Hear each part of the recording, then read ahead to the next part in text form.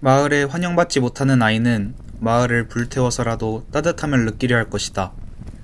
어린 아이들을 학대하고 모진말을 하며 인격적인 대우를 하지 않는다면 어떻게든 그 대가가 있을 것이라는 말입니다. 한국에서 최근 가장 뜨거웠던 영화 조커. 조커가 겪는 정신병은 어디서 비롯된 걸까요?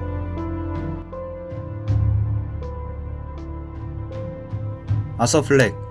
그는 어릴 적 학대 속에서 자라난 아이였습니다.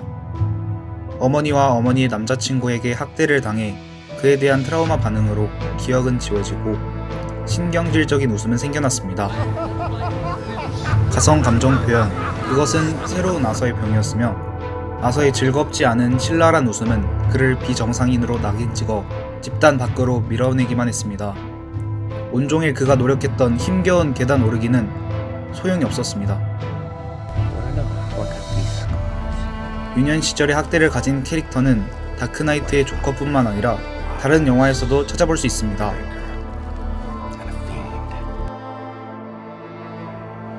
폭력적인 아버지 밑에서 자란 또 다른 아이가 있습니다. 고립된 호텔에서 초자연적인 일을 겪으며 가까스로 죽음을 면한 데니 토렌스입니다.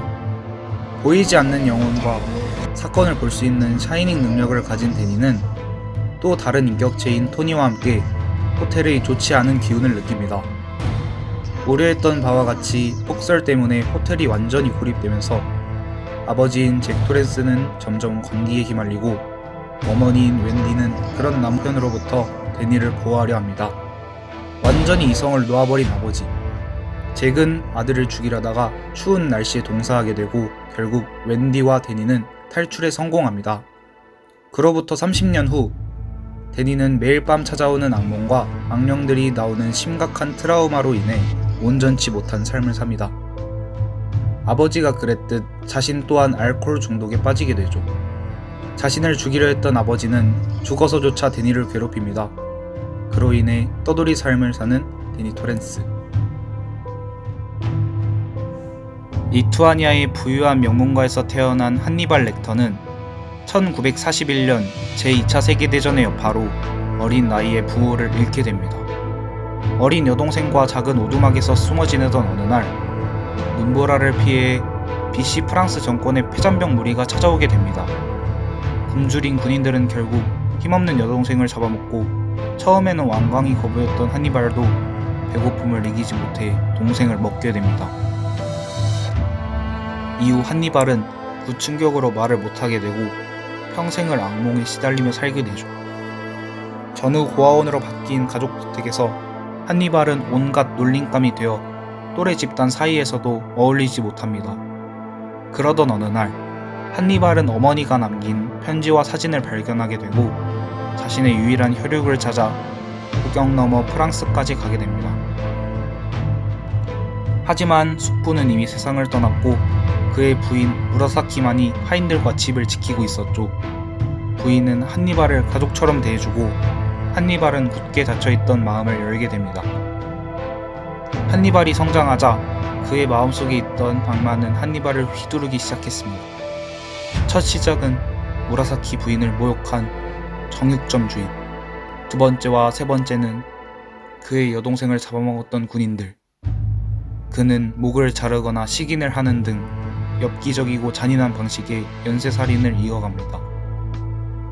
불우한 어린 시절과 또래 집단에서의 거부를 겪은 한니발 렉터의 일생기를 그린 영화 한니발 시리즈에서는 뒤틀린 인간의 삶을 극단적이지만 현실적으로 묘사합니다.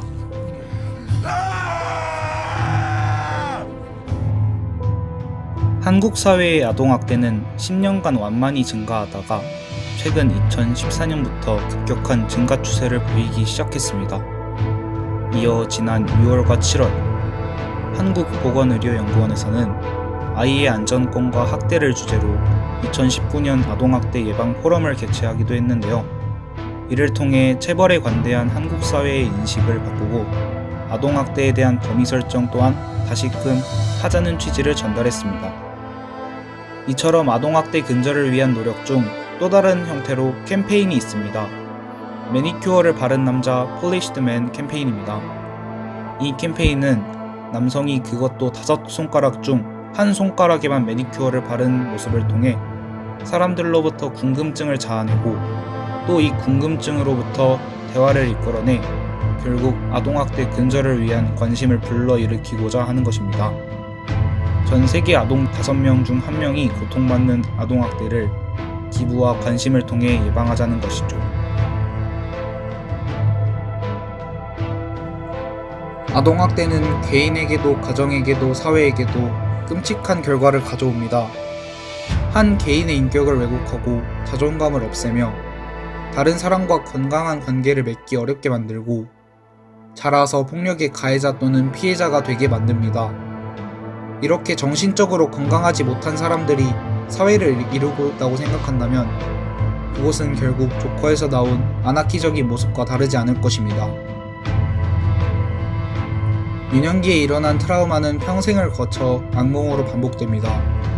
때로는 그 기억이 너무 끔찍한 나머지 머릿속에서 지워버리기도 하죠. 이러한 아픔이 실제로 일어나기 전에 한 사람의 삶이 그대로 존중받으며 살 수 있도록 아이들의 삶에 끝없는 지지와 애정을 보여야만 합니다. 어른이 되기 전 누구나 거쳐온 또는 거쳐올 그때를 짚어보며 지금까지 재미잼이었습니다.